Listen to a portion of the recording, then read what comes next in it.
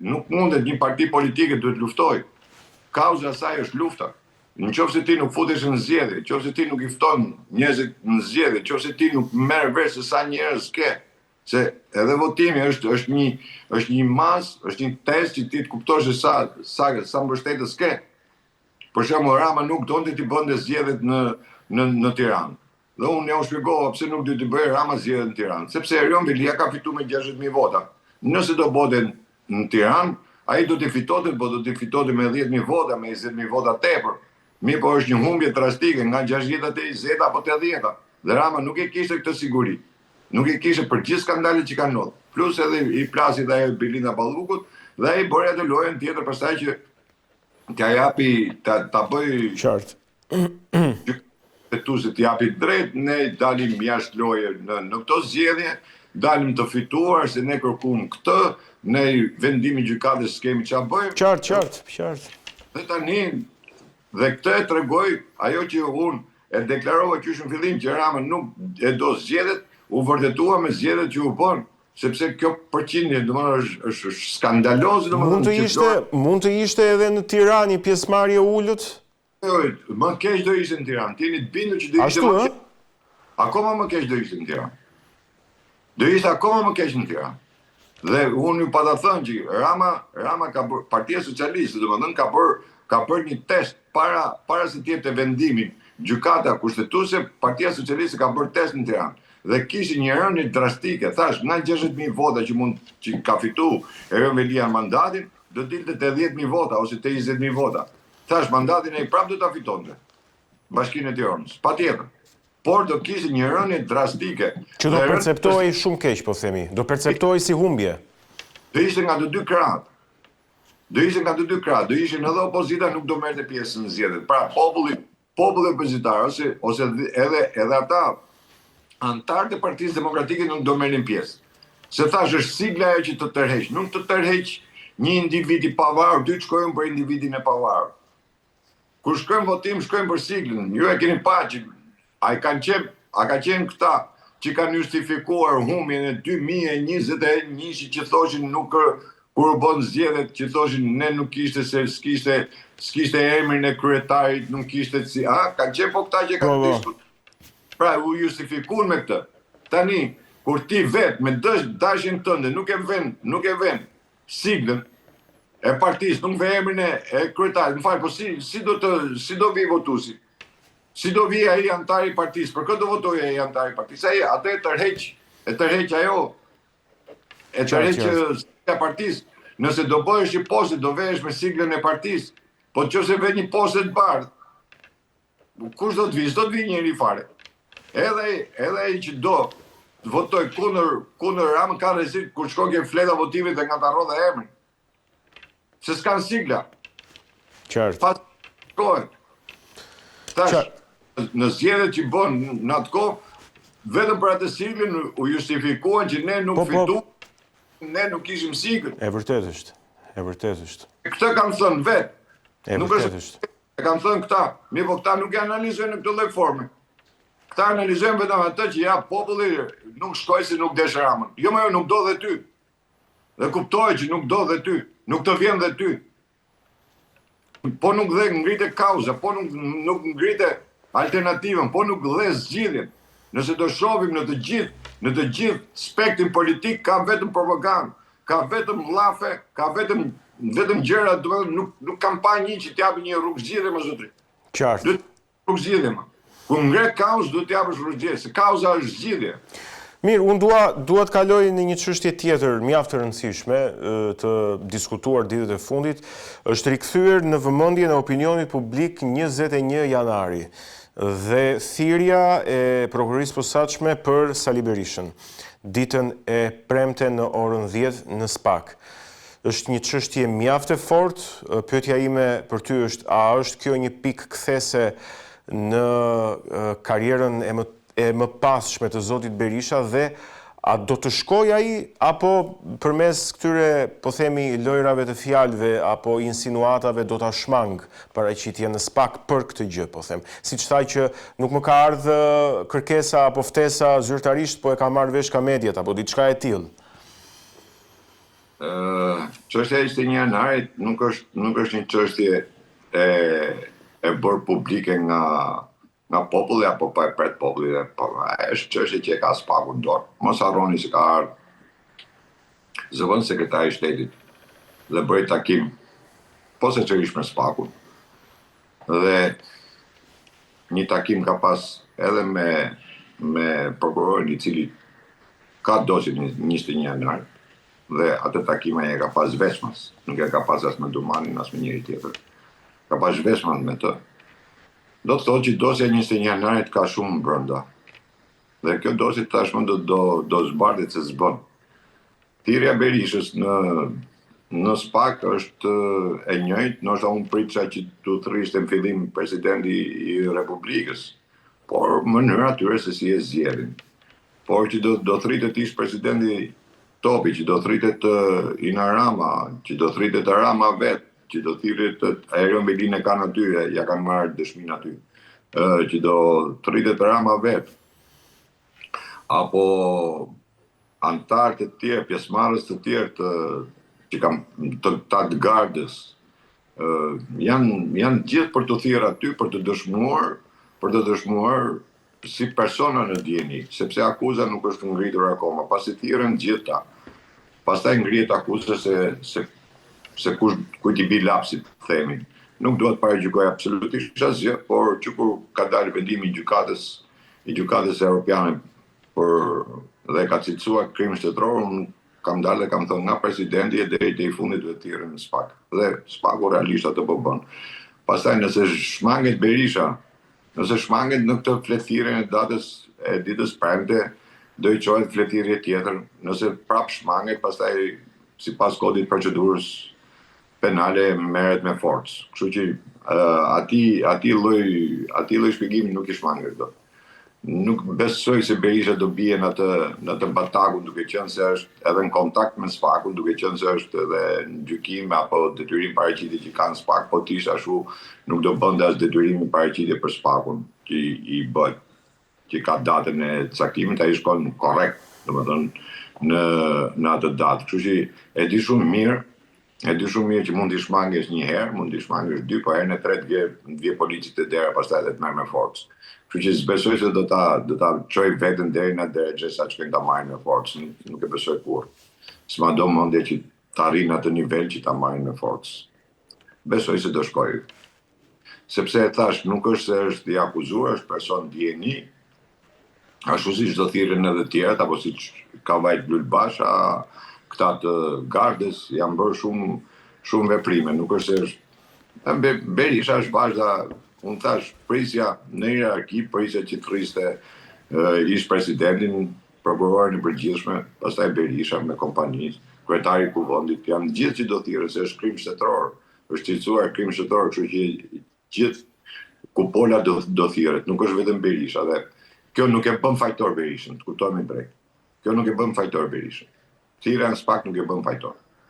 Kjo është person dieni, do japi në deklarimet e tij, pastaj shohim në fund fare, është organi akuzës që ngre akuzën për gjithë fajet që ka njëri tjetër.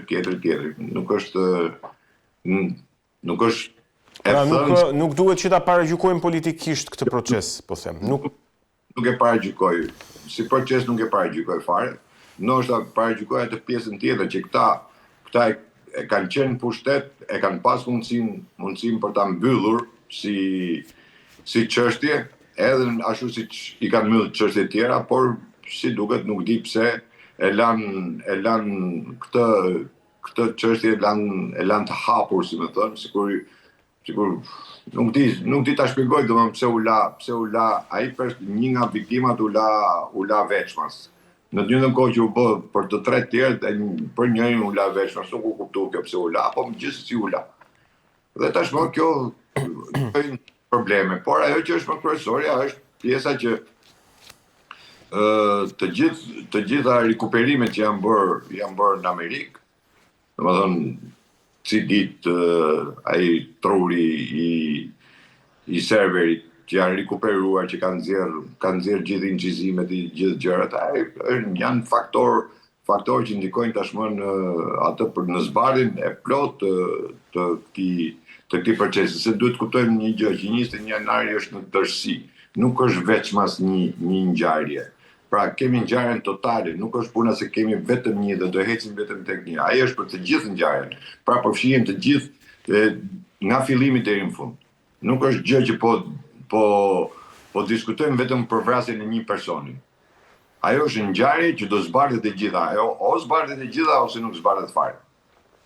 Nuk është se është po gjykojmë që u vra X-i.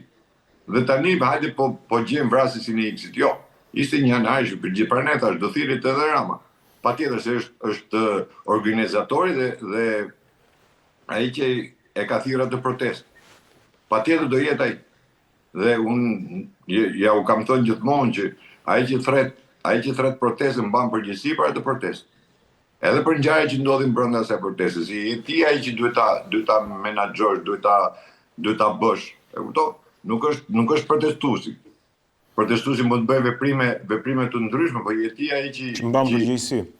Edhe mban peshën e fajit për atë që ndodh në protestë. Kështu që Rama patjetër do thirret. Në mënyrë absolute, nuk diskutohet që do thirret, se ai ka qenë qartë. Edhe kjo. Kështu që do jenë gjithë. Dhe në këtë aspekt nuk e shoh që Berisha të shmanget, nuk ka arsye për të shmangur. Mirë. Dua të flasim edhe për diçka tjetër që lidhet me marrëdhëniet e opozitës të Partisë Demokratike me Kuvendin. Në këtë nisje të legjislaturës kemi parë tejet tension, po them, në seancat plenare, marrëdhënie të tensionuar. Opozita pretendon se veç një herë ka arritur që të zhvillohet diskutim në parlament dhe ishte pikërisht për ligjin e barazisë gjinore, po pavajtur deri te ky ligj. Gjithashtu Berisha ka thënë që do të hapi një tip platforme të bashkëbisedimit me qytetarin para kryeministrisë.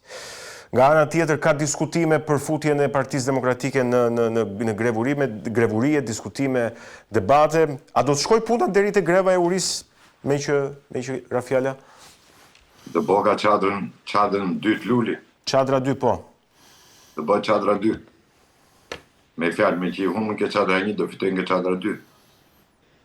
Në mënyrë absolute. Mënyrë absolute. Nëse opozita arrin deri në këtë drejtë, sa një gjë që ke provuar, ke dështuar, dhe me atë që ke dështuar, ti kërkon ta ribësh prap, është skandal. Është skandal. Dhe këtu tregon atë që unë ju kam thënë që ka humbë boshtin ideologjik. Partia Demokratike ka humbë boshtin ideologjik. Dhe një parti që nuk ka bosht ideologjik nuk mund të ngrej as frymë as kauzë asgjë. Dhe ajo që është kryesorja, në lidhje me parlamentin dhe me opozitën edhe me të gjithë. Brezi 30 vjeçar është ai brez që ka shkatruar Shqipërinë. Dhe është ai brez që po shkatron Shqipërinë. Nuk mundet një 30 vjeçar, i brezi 30 vjeçar, të merret dhe të bëhet deputet. Po i shifni çdo ditë në fjalorin e tyre, në idetë e tyre, në budalliqet që flasin. Nuk flasin as shqip, zin ta flasin tamam. Dhe këta njerëz kanë fatet e popullit, kanë fatet e kombit në dorë. Prandaj ndodhin gjithë to katrahura në Shqipëri. Prandaj ndodh ky korrupsion kaq i madh. Sepse ata janë njerëz të cilët janë një përdorimsha, ata përdoren edhe hidhen. Nuk është problem. Nuk di se si mund marrësh guxim që një 20 vjeçar, 25 vjeçar, 30 vjeçar, 35 vjeçar, unë kur u bë reforma në drejtësi, gjën që kërkova, në gjithë debatet që kam pas në seminaret, ku kam qenë çka kam kërku që një zgjedhur, pra qoftë deputet, qoftë edhe këshilltar bashkie, të jetë mbi 40 vjeç. Minimalja të jetë mbi 40 vjeç. Të ketë një përvojë jete, të ketë një gjë.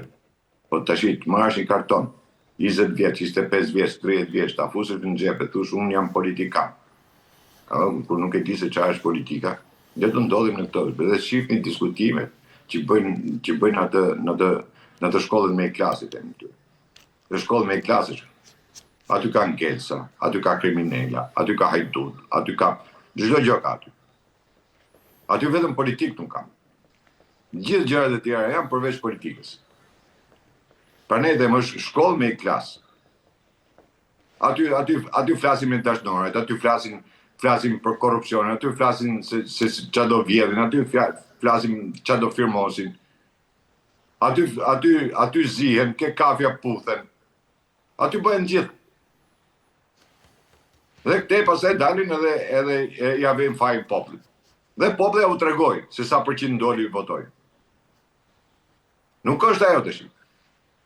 Çfarë do bëj tani? Opozita në vend të ishte aktive, në vend ngrenjë, po kush do ta ngre kauzën? Nuk ka se kush e ngre kauzën aty. Tash ata, unë u kam thënë, edhe prapë po e u ripërsëris. Aty çdo gjë, po nuk e tha Sali Berisha, asnjë nga ata nuk guxon të thotë një gjysmë fjalë. Ata vetëm ripërsërisin atë që thot Berisha. Ata e kanë bërë politikën repetitor, nuk jo anten, repetitor, ata vetëm marrin japin. Nuk prodhojnë. Po një parti politike që nuk prodhon, ç'a preti pastaj? Qartë, e kuptoj. Tash ne po I shohim se donin pra, urdhëro doshin bërtiqe me të madhe, duhet breziri, urdhëro breziri ç'a mostra shke. Ç'a mostra shke. Breziri janë gjithë përfaqësuesit e organizatave kriminale. E grupeve kriminale që janë në qytetet e tyre.